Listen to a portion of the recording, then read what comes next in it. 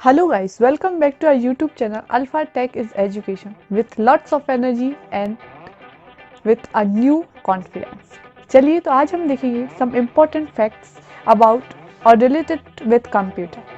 देखिए गाइस, आज हम पढ़ेंगे कंप्यूटर के कुछ important तथ्य जो मोस्ट प्रोबेबली जिसकी संभावना 95% होती है कि वो एग्जाम में जनरली पूछे जाते हैं। तो चलिए आज से स्टार्ट करते हैं। अब फर्स्ट पॉइंट स्टार्ट करते हैं।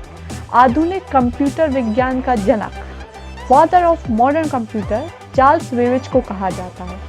Father of modern computer Charles Babbage को कहा जाता है। आई होप गाइस आज जो हम पढ़ेंगे वो आप तुरंत से याद कर लेंगे और अपनी कॉपी में आप स्क्रीनशॉट तो जरूर ले लीजिएगा इनका और अपनी कॉपी में एज अ नोट के रूप में लिख लीजिए, है ना।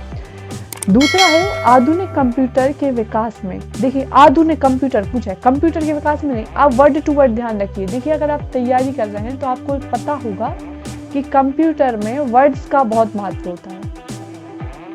तो आधुनिक कंप्यूटर के, और आप एक बात याद रखिएगा कि जब आप एग्जाम दें तो आप पूरा क्वेश्चन पहले पढ़ें, तो उसके बाद रिलेटेड आंसर, इससे आपको बहुत हेल्प मिलेगी। मतलब पूरे ऑप्शन पढ़िए पहले, फिर आप अपना आंसर टिक कीजिए। तो आधुनिक कंप्यूटर के विकास में सर्वाधिक योगदान वान न्यूमैन का है। आधुनिक कंप्यूटर के विकास में सर्वाधिक योगदान वान न्यूमैन का, जबकि आधुनिक कंप्यूटर विज्ञान का जनक चार्ल्स बेबेज को कहा जाता है। Father of modern computer Charles Babbage को कहा जाता है और आधुनिक कंप्यूटर के विकास में सर्वाधिक योगदान वान न्यूमैन का है। इन्हें डाटा और निर्देश, मतलब डेटा और इंस्ट्रक्शंस दोनों को बाइनरी प्रणाली में संग्रहित करने का श्रेय भी जाता है। बाइनरी प्रणाली मैं आपको 2-3 बार बता चुकी हूँ प्रीवियस वीडियो में। 0 और 1 इन डिजिट को बाइनरी डिजिट्स कहते हैं। ये भी एग्जाम में आता है कि बाइनरी डिजिट्स क्या होते हैं, तो 0 और 1, है ना। फिर इसका थर्ड पॉइंट है ट्रांजिस्टर का आविष्कार 1947 में जॉन वार्डीन और विलियम शाक्ली द्वारा किया गया था। अब देखिए ट्रांजिस्टर का आविष्कार 1947 जॉन वार्डीन और विलियम शाक्ली द्वारा किया गया था। ट्रांजिस्टर हमने पढ़ी थी ना जनरेशंस ऑफ कंप्यूटर में, उसी ट्रांजिस्टर की बात की गई है कि पहले में यूज होते थे वैक्यूम ट्यूब, फिर दूसरी सेकंड जनरेशन में यूज हुए ट्रांजिस्टर। तो ट्रांजिस्टर का आविष्कार किसने किया? जॉन वार्डीन और विलियम शाक्ली ने। कब? 1947 में।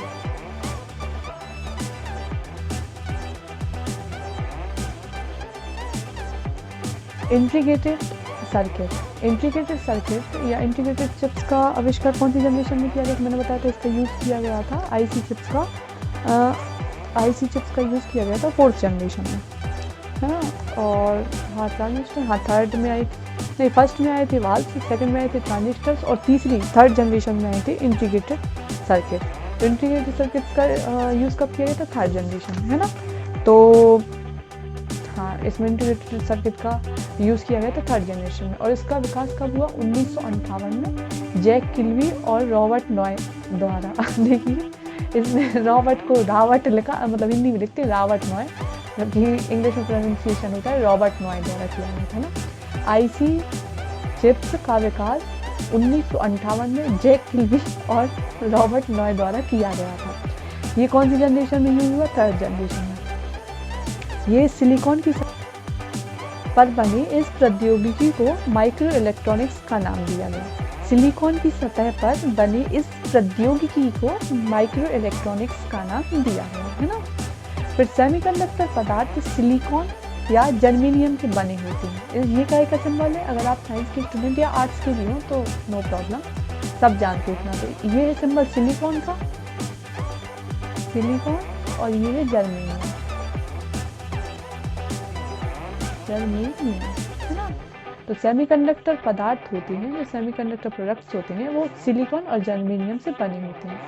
फिर उसके बाद ULSI में एक चिप पर 1 करोड़ इलेक्ट्रॉनिक डिवाइस बनाए जा सकते हैं। अब देखिए एक चिप पर 1 करोड़ इलेक्ट्रॉनिक डिवाइस बनाए जा सकते हैं। अब ULSI क्या होता है? ये इसका फुल फॉर्म नोट कीजिए आप, अल्ट्रा लार्ज स्केल इंटीग्रेशन, है ना। तो इसमें देखिए कितना इंपॉर्टेंट फैक्ट है। ULSI ultra large scale integration में एक चिप पर 1 करोड़ इलेक्ट्रॉनिक्स डिवाइस बनाए जा सकते हैं। 1 करोड़ मतलब कितना लार्ज अमाउंट है ना, 1 करोड़ इलेक्ट्रॉनिक डिवाइस बनाए जा सकते हैं।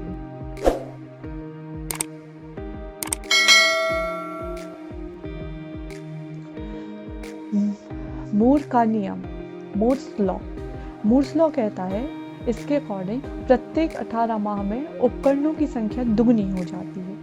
देखिए प्रत्येक 18 माह में जो उपकरण है ना उनकी संख्या क्या हो जाती है, डबल। ये है मूर्स लॉ। फिर इसके बाद नेक्स्ट है ये 18 माह में चिप के उपकरणों की संख्या, चिप के उपकरणों की संख्या दुगनी हो जाती है। जो इंटीग्रेटेड चिप्स यूज़ करती है ना वो 18 माह में उसकी संख्या जस्ट डबल हो जाती है। फिर उसके बाद है आलू की चिप के आकार के होने के कारण इंटीग्रेटेड सर्किट को चिप का नाम दिया गया। अब बोलते हैं ना आईसी चिप्स, तो क्यों कहा जाता है, क्योंकि वो आलू की चिप्स के आकार की होती है। अब आपने आलू का चिप्स देखा हो ना, पोटैटो चिप्स रहती है जैसे, उसी आकार की होती है, इसलिए उसे इंटीग्रेटेड सर्किट चिप्स का नाम दिया जाता है। फिर उसके बाद आप सभी को पता होगा, अभी डॉक्टर हरि सिंह और यूनिवर्सिटी के एग्ज़ाम में भी पूछा जाता है, एंट्रेंस एग्ज़ाम में, सिलिकॉन वैली कहाँ है, तो बेंगलुरु में है, बेंगलुरु में। अब देखिए सिलिकॉन वैली बेंगलुरु में तो है, लेकिन आपको पता है क्यों स्थित है, क्यों, किस लिए प्रसिद्ध है? कंप्यूटर निर्माण उद्योग में अग्रणी होने के कारण भारत के बेंगलुरु शहर को सिलिकॉन वैली का नाम दिया गया। किसमें? कंप्यूटर निर्माण उद्योग में अग्रणी। ये किसमें? कंप्यूटर निर्माण उद्योग में अग्रणी है ना, तो इसलिए इसे सिलिकॉन वैली बेंगलुरु में स्थित है, इसलिए यह प्रसिद्ध है। ये इंपॉर्टेंट भी है, जनरली जीएस में भी इसका क्वेश्चन कवर किया जाता है कि सिलिकॉन वैली कहाँ स्थित है। फिर इसका नेक्स्ट है आईबीएम के डीप ब्लू कंप्यूटर। अब देखिए ये इससे दो क्वेश्चन अराइज होते हैं। पहला तो ये है कि आईबीएम के डीप ब्लू कंप्यूटर किसके द्वारा निर्मित है? आईबीएम द्वारा। ये इसका फुल फॉर्म क्या होता है मैंने आपको बताया था, तो आप प्लीज कमेंट सेक्शन में बताइए मुझे। आईबीएम का फुल फॉर्म होता है इंटरनेशनल बिजनेस मशीन। इसका कंप्यूटर कौन है? डीप ब्लू कंप्यूटर ने शतरंज के विश्व चैंपियन, अब देखिए इधर सेकंड क्वेश्चन, शतरंज के विश्व चैंपियन कौन है? तो अभी इससे पहले तो थे, मतलब अभी रिसेंट का तो नहीं बता सकते हम, पर लेकिन हाँ 2019 के पहले गैरी कास्परोव को पराजित किया था। यह 1 सेकंड में शतरंज की 1 करोड़ चाल सोच सकता है। अब देखिए 1 करोड़ चाल 1 सेकंड में, तो इसने क्या किया था? देखिए पहला क्वेश्चन ये, आईबीएम डीप ब्लू कंप्यूटर कौन सी कंपनी से निर्मित? आईबीएम कंपनी से निर्मित है। दूसरा, विश्व चैंपियन, ये शतरंज की विश्व चैंपियन कौन है? तो गैरी कास्परोव।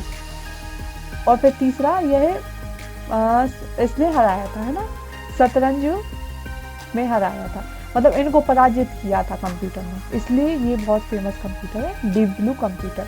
तो ऐसे शॉर्ट नोट में भी, मतलब शॉर्ट नोट में तो नहीं, लेकिन हाँ ऐसे पूछेंगे कि डीप ब्लू कंप्यूटर किसके लिए, कौन सी कंपनी का है और इसने क्या किया था, या फिर विश्व चैंपियन गैरी कास्परोव को कौन सी कंप्यूटर ने हराया था, तो वो थे डीप ब्लू कंप्यूटर, है ना। तो ये थे कुछ इंपॉर्टेंट फैक्ट्स।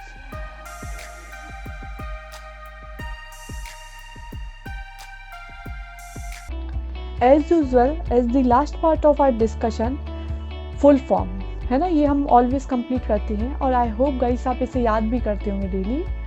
तो CAD का फुल फॉर्म क्या है? Computer aided design.